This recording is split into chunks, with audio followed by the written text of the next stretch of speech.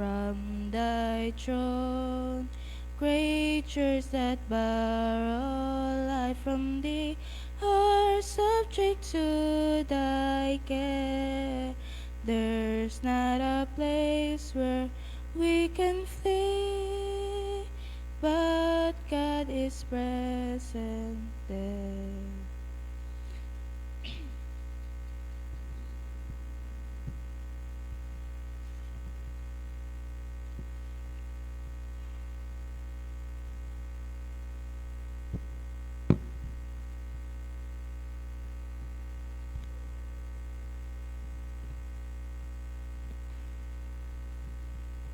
Let's sing sa hymn number 225, Jesus Saves.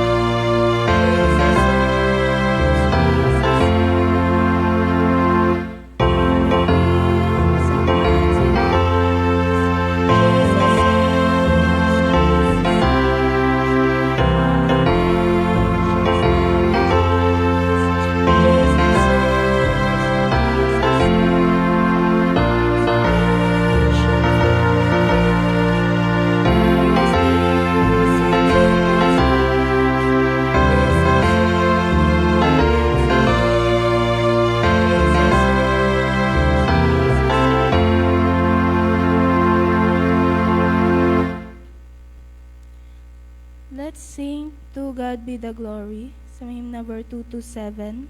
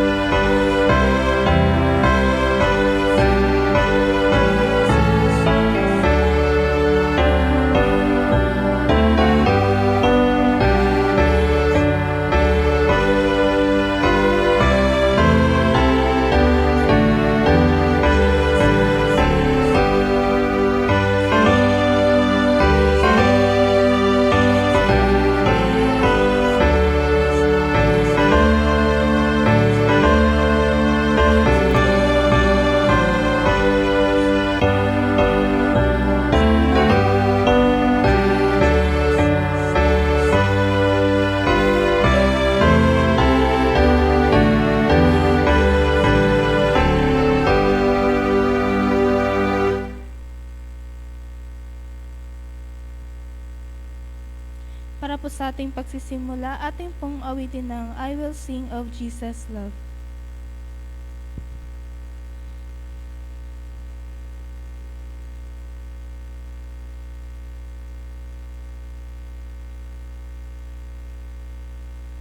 Tayo pong lahat ay magsitayo.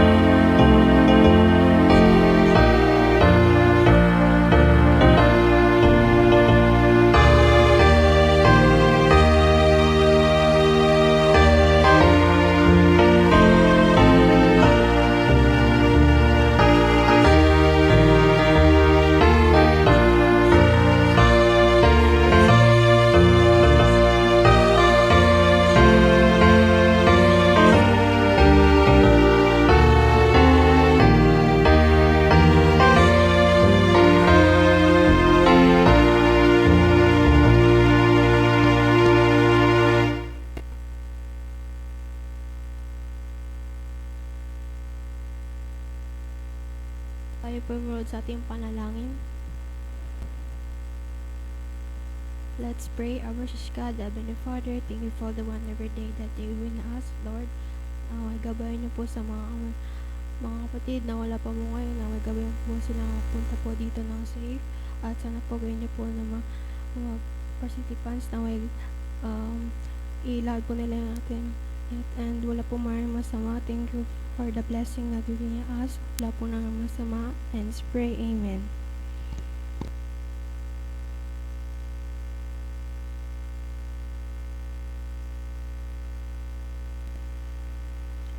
Magandang umaga po sa ating lahat. Happy Sabat po.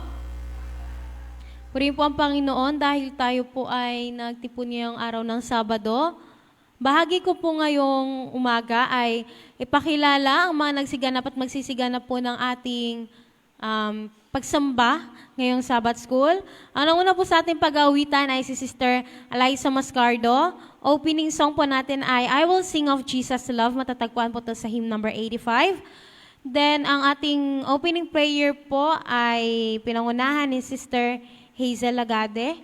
Welcome remarks po, presider na inyong lingkod, Sister Alchin Mascardo. Pagkatapos ko po, ay magkakaroon po tayo ng secretary report ni Sister Queenie Ranes. Then after po nun ay special song po ng mga youth girls. Then after po nun, mission spotlight po ni Brother Alvin Mascardo. Another special song po na magmumula sa lahat ng kabataan. Promotional talk po ni Brother Michael Masong. Then, darako na po tayo sa ating lesson review na by Care Group. Bago po ako umupo para ipagpatuloy ang ating programa, atin po munang basahin ang sa may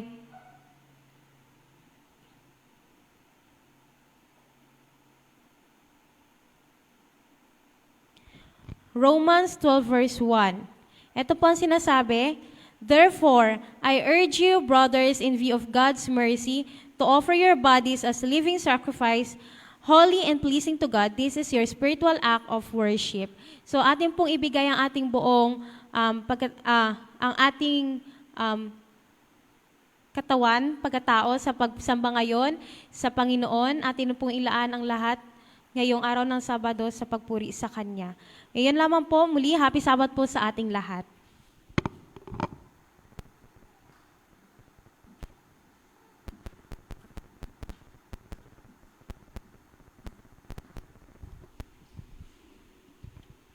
Magandang umaga po sa ating lahat at happy Sabat. Ito pong aking report ng nakaraan Sabado, August 24, 2024. Chorister ni Sister Queenie Ranes.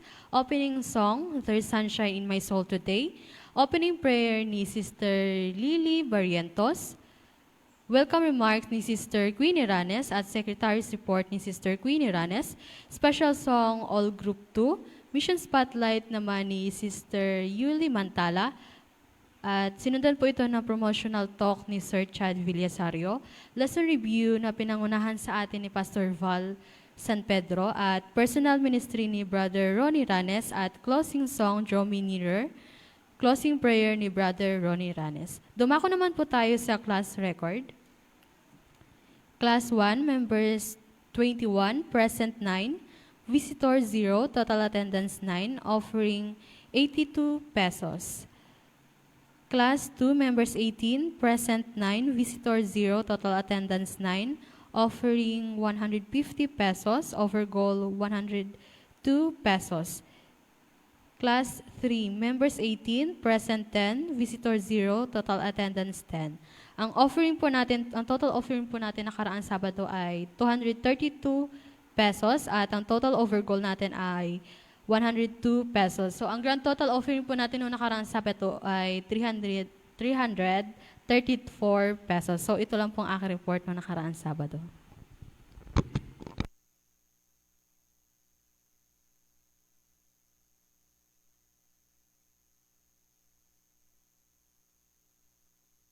Sunod na po natin ang musical offering ng mga kabataang babae po.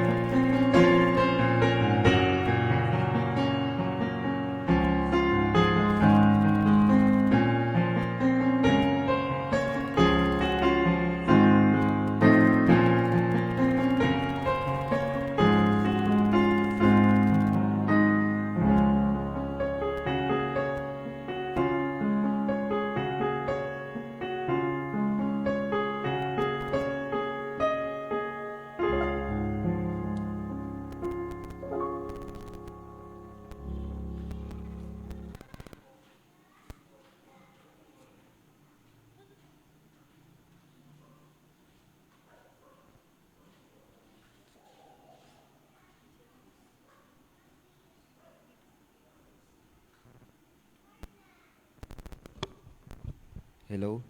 Ayan. So, happy Sabat po sa ating lahat. Ayan.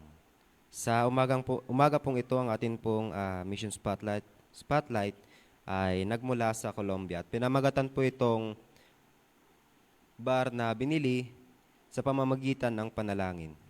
Ayan.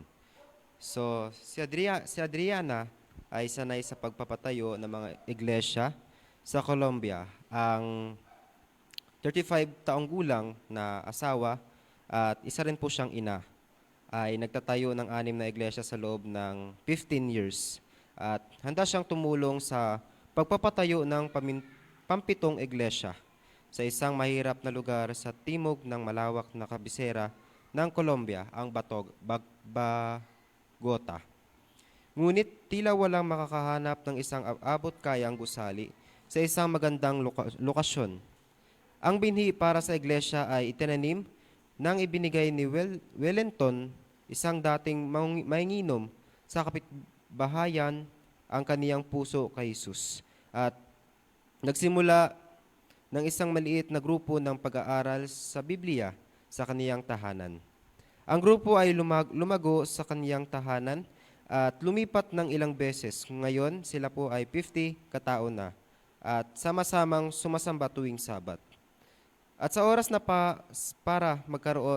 siguro para magkaroon sila ng sariling gusali o simbahan. Nakipagkita si Adriana sa may-ari ng bar. Ipiniliwanag niya na gustong bilhin ng mga kaanib na iglesia ang gusali, ngunit wala silang sapat na pondo. Pwede bang maghintay kayo ng 1 taon habang mag-iipon kami ng pera? Sabi ni Adriana. Ayaw maghintay ng may-ari at siya ay umiling. Nakiusap si Adriana sa kanya na mag-isipang muli, ngunit tumanggi siya. Gayunpaman, idinagdag niya, kung ang iyong plano ay mula sa Diyos, ang gusaling ito ay magiging iyo. Si Adriana at iba pang mga kaanib na iglesia ay nanalangin sa Diyos para sa tulong at nagsimula silang mangolekta ng pera. Pagkatapos ay dumating ang isang potensyal na mamimili upang tingnan ang gusali. Nagustuhan naman niya ang kaniyang nakita at pumayag siyang bilhin ito. Nag-isip ang mga kaanib na iglesia kung mawawala ba sa kanila ang gusali. Nanalangin sila na mangyari ang kalooban ng Diyos. Umalis ang potensyal na mamimili at hindi na bumalik na may dalang pera sa gusali. Natiling binibenta ang gusali. Pagkatapos ay bumisita ang isa pang mamimili sa gusali at nag-alok ulit na bilhin ito. Mukhang matutuloy ang bentahan. Muling nanalangin ang mga kaanib na iglesia na mangyari ang kalooban ng Diyos at hindi bumalik ang bumili na may dalang pera. Hindi maintindihan ng may-ari ng bar kung bakit hindi nabibenta ang kaniyang gusali. Binabawasan niya ang presyo, tapos binawasan niya ulit. Ngunit gayunpaman, wala siyang mahanap na mamimili.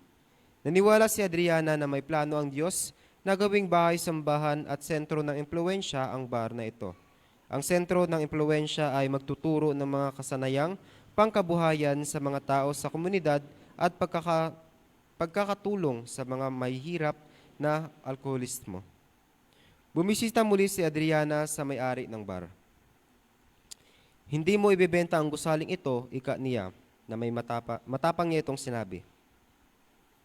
Ibebenta mo ito sa amin dahil ito ay magiging isang lugar na makatutulong sa komunidad at luwalhatiin ang Diyos. Lumipas ang 1 taon at ang mga kaanib na iglesia ay nakaipon ng sapat na pera para bilhin ang gusali sa mas mababang presyo. Isang pinuno ng iglesia ang bumisita sa may-ari para tapusin ang bentahan. Nagpahayag ng kaluwagan ang may-ari na sa wakas may bebenta na rin ang kaniyang gusali. Sabi niya, hindi ko naibenta ang gusali ito dahil ang mga Adventist na iyon ay nananalangin na bilhin ito. Pagkaraan ng 2 linggo, ibinenta ang gusali sa Adventist Church. Ang pinababang presyo ay kalahati ng halaga sa pamilihan ng mga katulad na gusali sa kapitbahayan. Ngayon, pinupuri ni Adriana ang Diyos para sa bagong simbahan at sentro ng impluensya. Lahat kami ay nanalangin para sa lugar na ito. Sabi niya, kapag may plano ang Diyos, walang makakapagpababago nito. Ang kwento ng misyon na ito ay nagbibigay ng pagkakataon na masilip natin ang buhay ng Colombia at ng mga hamon misyon doon. Ang bahagi ng 13th Sabbath offering sa 13th Trimp, ito ay makakatulong sa pagbubukas ng 2 sentro ng impluensya para tulungan ang mga bata sa Colombia na nasa panganib at pag-aabuso ng alkohol at droga. Ang mga sentro ng impluensya ay nasa lungsod ng Buenaventura at Puerto Tijada. Salamat po sa pagpapaplano ng masaganang handog sa ika-28 ng Setyembre. Ito lamang po ang ating mission spotlight sa umagang ito.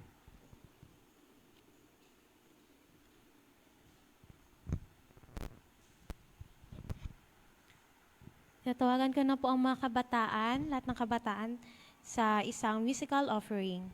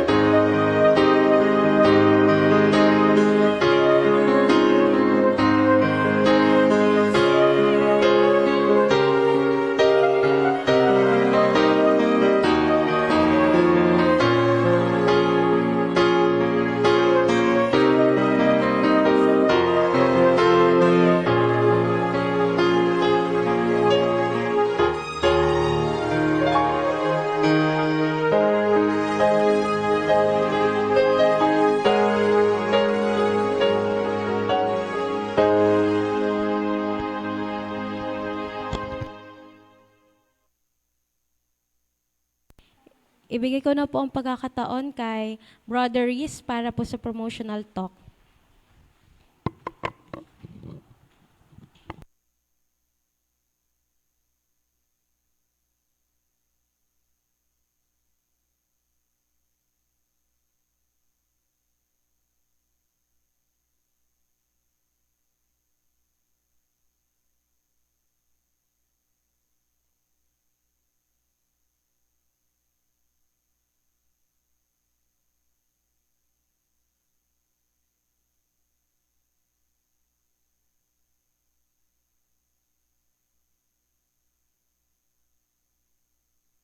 Stones. Good morning po sa ating lahat, mga kapatid. At happy Sabbath po.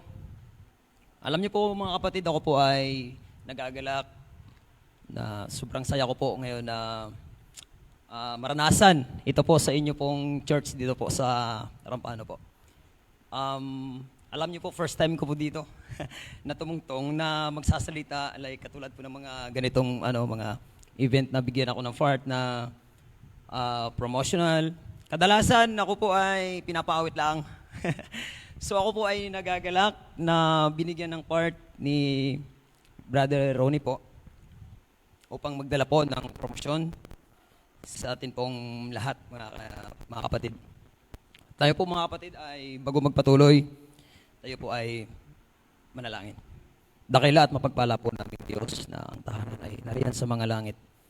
Kami po, Diyos, ay muling nagpapasalamat sa araw ng Sabat na ito na kung saan, Panginoon, amin po muling ibalik ang amin pong mga pagpupuri at pasasalamat sa inyo pong banal na pangalan. Salamat, Panginoon, sa buhay at kalakasan na patuloy po ninyong ipinibigay sa bawat isa sa amin, sa mga pag-asa na nararanasan namin sa aming buhay. Amin, Panginoon, inidinadalangin na inyo punawang ihanda ang amin pong mga sarili, ang aming mga puso, ang aming mga isipan, sa pakikinig ng inyo pong mga banal na salita. Nang sa gayon, Panginoon, ang inyo pong mga banal na salita, ito po ay aming magamit at maisakabuyan po namin habang naghihintay kami, O Diyos, sa inyong ikalawang pagparito. Ang lahat ng ito ay aming inihiling, pinapasalamatan sa pangalan ni Jesus na aming tagapagligtas. Amen. Ayan mga kapatid, ang akin pong promotional ay may pamagat po na ang ipinagbabawal na kaibigan. Alam niyo po mga kapatid, sa buhay natin ngayon, marami pong mga kaibigan ang bawat isa sa atin. Ngunit sa mga kaibigan natin na yan, mga kapatid, hindi lahat ng mga kaibigan natin ay maganda ang naidudulot sa atin. Minsan ang kaibigan sa sobra nating tiwala, yun pa minsan ang nagpapahamak sa atin. Biyan nagbabawal na kaibigan, huwag titingnan. Kaya sabi ang gusto ng Panginoon, siya lamang ang ating tingnan mga kapatid. Dahil ang Panginoon ang sigurado na katulad sa sa isang stick, na kapag itinayo mo dito sa ating kamay, kapag tiningnan mo lang siya sa baba, matutumba po yan mga kapatid. Di ba po? Alam po ninyo yan. Pero pag tiningnan nyo po yung stick, kahit saan po kayo pumunta, hindi po yan basta-basta matutumba. Ganun po kaganda ang nakatingin, nakatutok lang sa atin pong Panginoon. Anong mang gawain sa ating buhay kapag tayo po ay nakadepende sa ating Panginoon? Nakatingin tayo sa presensya ng Panginoon. Mananagumpay po tayo mga kapatid, anumang bigat ng pagsubok ang ating naranasan sa ating buhay. Katulad po mga kapatid, tingnan niyo po yung lugar ng Sodoma at Gomora. Ang Sodom po ay gumawa ng kanilang mga tiningnan na kung saan yun ay kasira sa kanila.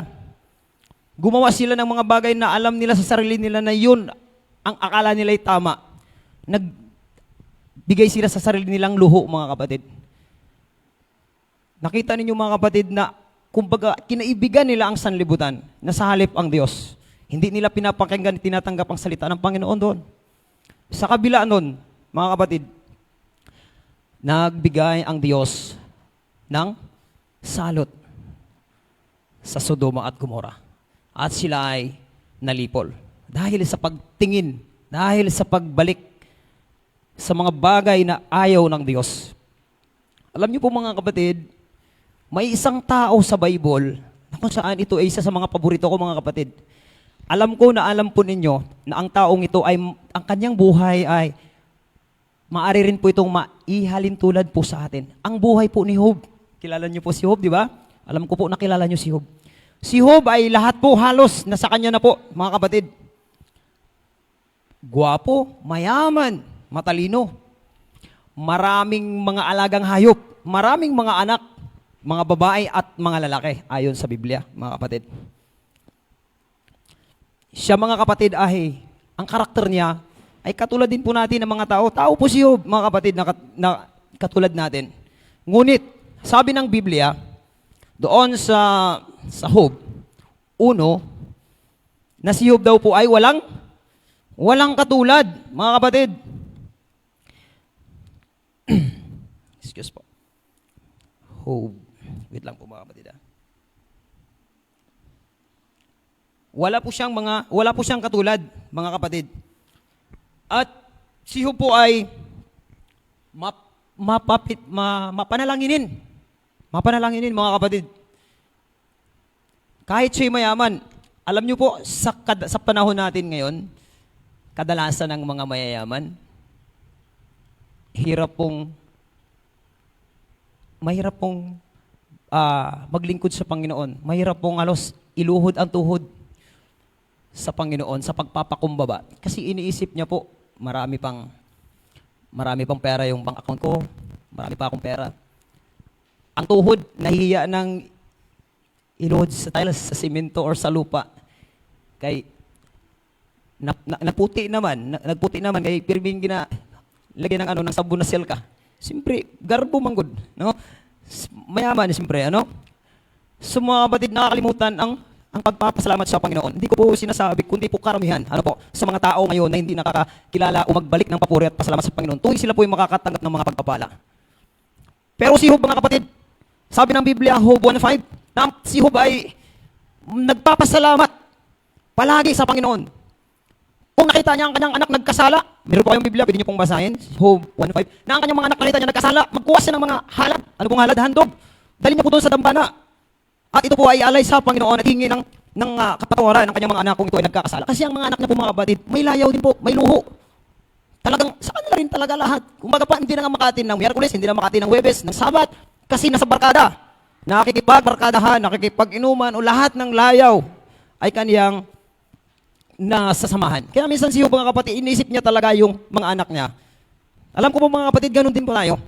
May mga anak po tayo, may mga kaibigan, nakita natin, nasa malayong lugar. Alam ko po na ang bawat isa sa atin ay nag-worship at lagi po natin silang ipinapanalangin. Yun po, mga kapatid, ang nais po ng Panginoon. Katulad ni Job, mga kapatid. Si Job, grabe, kahit na anong alok sa kanya ng kasamaan. Diba, sabi nga po ng Biblia, si Job ay walang katulad, humiwalay sa kasamaan. Grabe, mga kapatid, May karakter po ang tao na ganun sa panahon natin ngayon. Bibihira, mga kapatid. Minsan po, kahit anong alok, kahit anong tukso sa atin, minsan talaga ang tao, mapapasama doon. Dahil ang alok ngayon, ginagamit ng kaaway ni Satan, ay kayamanan, pera, aalukin. Papasok ka sa trabaho, mag-apply ka sa trabaho, Brad, malaking sahod dyan. Pero pag sabi, Brad, di pwede yung Sabado. Pero malaki ang sahod talaga, Brad. 1.5 per day. Unsa? Sulta. Makita mo na 1.5 ang bira, murag engineer. Saan ka pa makakita? Ilan ang buwan mo kapag arawan ka ng 1.5? Tiyak, mga kapatid, na may mga tao na masisilaw doon kasi nakikita ni Satanas na yun ang kahinaan niya. Pag nakita ng ni Satanas na ang tao ito'y mahina sa luho, pagbibigyan niya.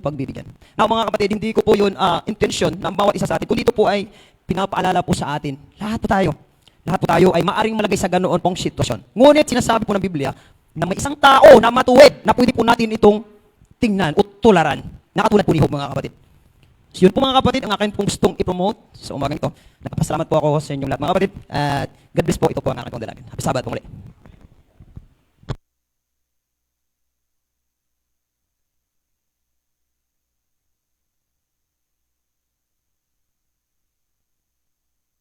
Tayo po ay dala ko na sa ating lesson review. Tayo po ay pumunta na sa ating mga care group. At yung mga hindi po mga bisita po, ay pwede po kayong sumali sa kahit anong care group po. Yung mga kabataan, dito daw po, kung pagkaalala ko, Tapos yung care group 1 dito, yung care group 2 doon po sa likod. Sama na rin po natin yung collection of offering dyan, pati yung checking of attendance.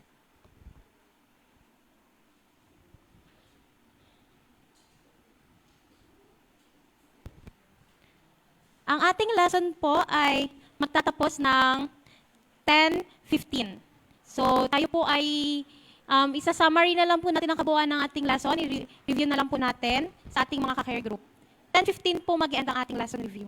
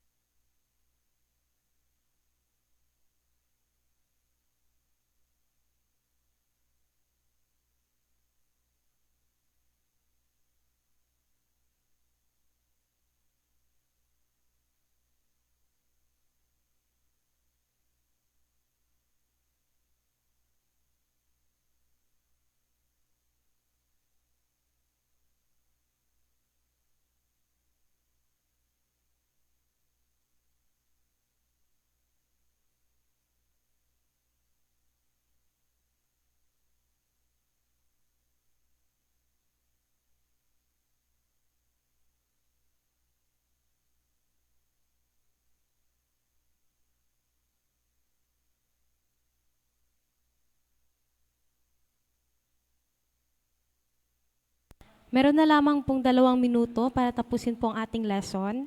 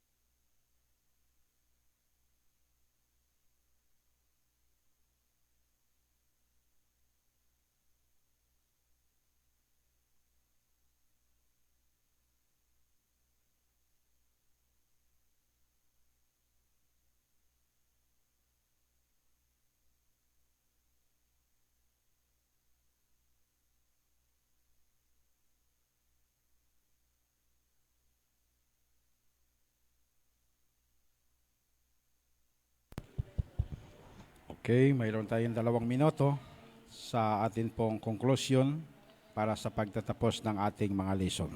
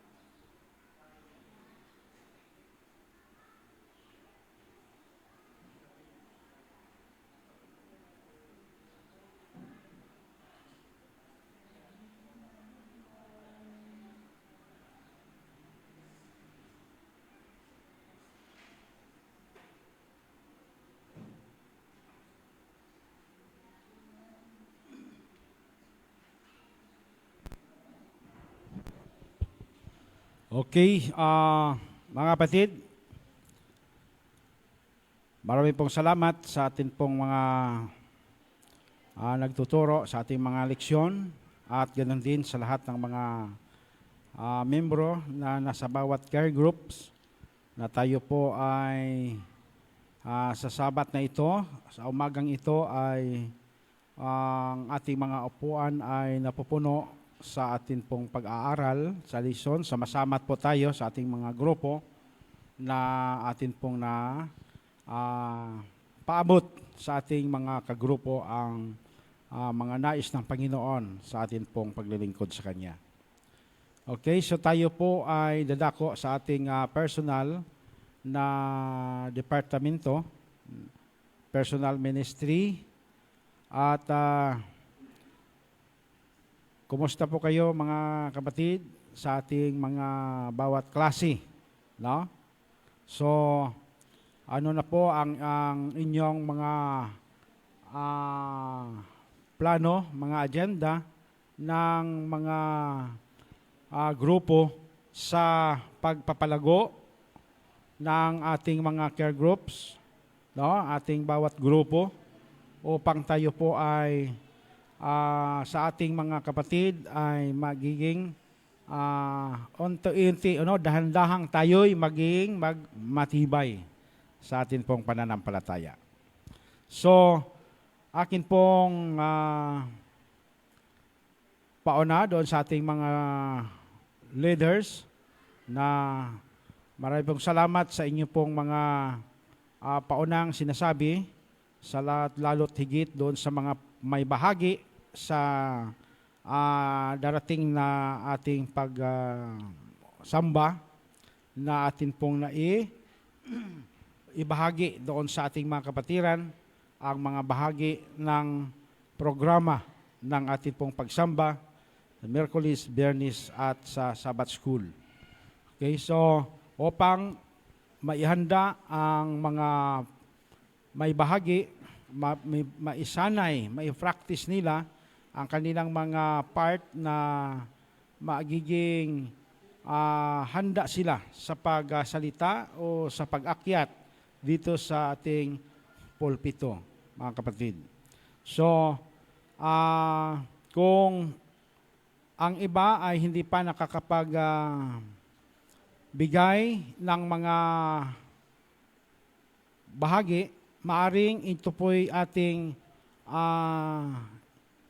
paglalaanan ng panahon upang ang ating mga kagrupo ay ma-meet natin, magkaroon tayo ng mga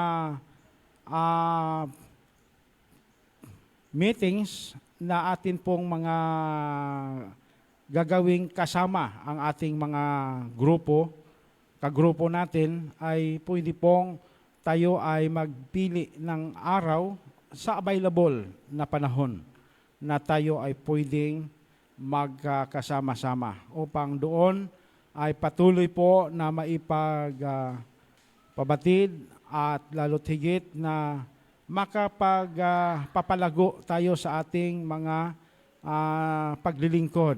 Alam nyo mga kapatid, nitong huling mga araw ay napakalakas ang impluensya ng sanglibutan.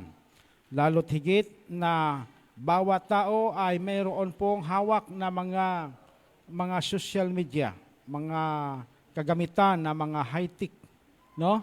So, mas lalo po natin na paigtingin ang ating bawat isa sa sama-samang magpapalakasan, sama-samang magpapanukala sa pagpapalago, no? Paano natin palalaguin ang ating mga pananampalataya na tayo ay magkakaroon ng masikap. Halimbawa, maalaala natin, magsusumikap tayo na Miyerkules na pala ngayon. Uy, magsimba tayo. Kaya tayo pala ang magdala sa grupo. O yung iba din na grupo, ay Miyerkules pala ngayon. Kailangan nating gumawa. Kasi mga kapatid, kung tayo po ay nagiging nakikitang nagkakaroon tayo ng mga ganitong mga katibayan na tayo po ay dito na sa panahon ng pagsamba ng Miyerkules, no? Ng Biyernes, ng Sabbath School, na nasa oras na tayo ng atin pong pagsamba. Tulad ngayon, marami na tayo, mga kapatid. Isang kagalakan ito ng Panginoon. Isang reformasyon din ito sa atin na ang nais ng Diyos na ating gagawin ay atin po itong ginawa. Ano po? Na mayroon tayo pong pagsusumikap na yung mga error natin sa mga nakalipas ay magiging maituwid ito. Malaking bagay po yan na tayo ay makarating dito sa simbahan na hindi pa nagsisimula. Napakalaking bagay po yan sa harapan ng Panginoon. Ano po? Na lahat ng mga activity ng atin pong paglilingkod sa Panginoon ay atin po itong dahan-dahan na naisasaayos ang ating mga sarili. Pag nagkagayon, mga kapatid, pag ang ating iglesia ay nagiging ganap na handa na sa mga bagay na ito, mga kapatid, tayo ay papapanukalain natin ang outreach program. Yung i-assign na tayo doon sa mga areas na kung saan tayo ay gagawa na doon sa mga bukiran. Sa mga bukirin na nangangailangan ng maghahasik, na kailangan dito tayo, mga kapatid. Okay? So tayo po ay pagpalain ng Panginoon sapagkat ang gawain na atin pong pinapapanukala ay ito'y gawain ng ating Panginoon. So tayo po dito ay isang kasangkapan ng Panginoon.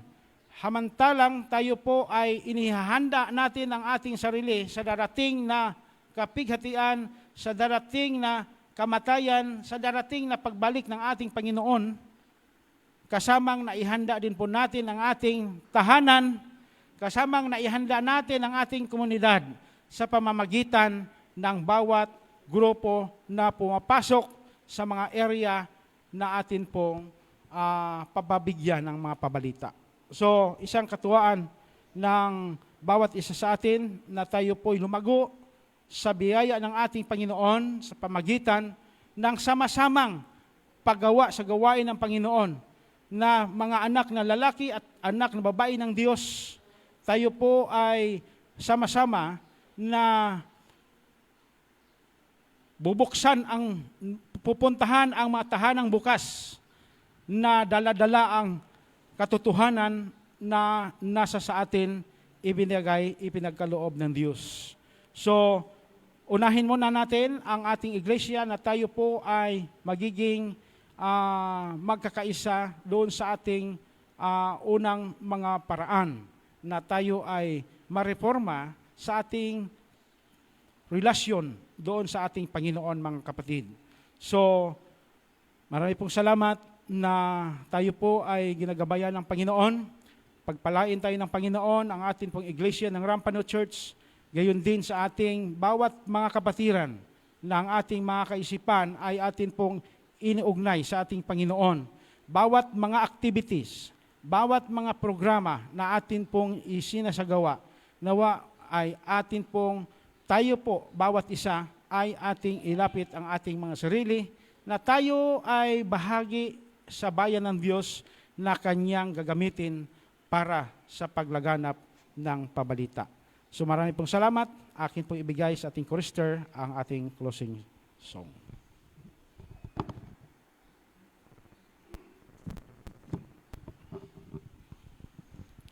Para po sa ating pagtatapos, atin pong awitin ang Holy Thine.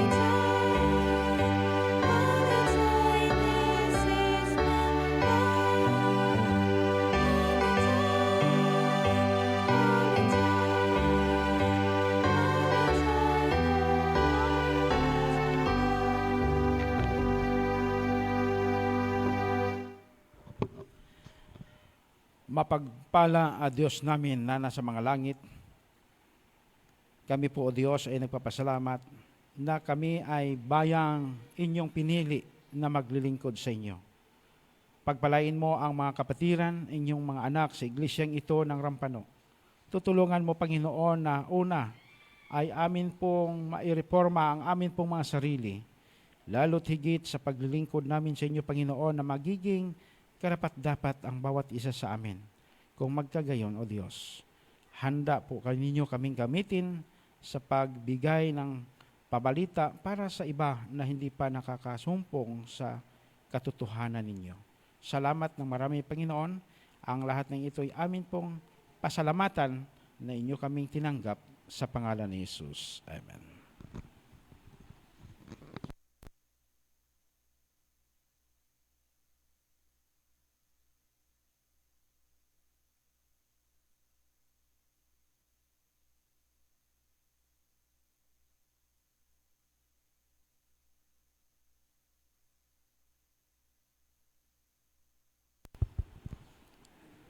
Okay, so tayo po ay dadako sa ating pong mga palaala, mga kapatid. Ngayong darating na September, ngayon na, last Sabat na ngayon sa buwan ng August. So, darating na Sabado ay nasa buwan na tayo ng September. So, Pitsa 20, kailan ba yung, ano bang araw yung 28 ba yan or 27 ay magsisimula ang ating fellowship, mga kapatid, na gaganapin sa Santa Monica. Ang atin pong church host dito ay Santa Monica. So maari na tayo po ay nasa gem ng Santa Monica or ito po ay kanilang hinanapan ng mga venue na tayo po ang lahat ay magkakasya. So, mamayang hapon ay ang atin pong church board ay patuloy magmi-meeting po tayo sapagkat noong nakaraan ay hindi po na itutuloy ang ating pong mga meetings.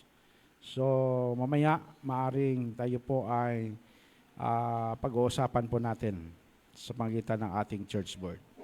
Sa lahat ng mga department head, so yung inyo pong mga head department na inyo pong pinangasiwaan, mayroon po kayong mga agenda, ay inyo po itong isasagawa, ihahanda. So, sa fellowship, mga kapatid, ang amin pong napag-usapan na magiging normal dito ay kanya-kanyang pagkain sa bawat church. Sumari po tayo, kasama po yan mamaya sa atin pong pag-uusapan, na hindi na po tayo magbibigay ng budget para po sa pagkain pang-isahan. Kundi ang ating iglesia ay magkakaroon po ng sarili natin na paghanda. Kaya doon po sa atin pong fellowship, pagka nandoon tayo, ay sikapin po natin na tayo sa Rampano Church ay hindi po tayo magkakahiwalay.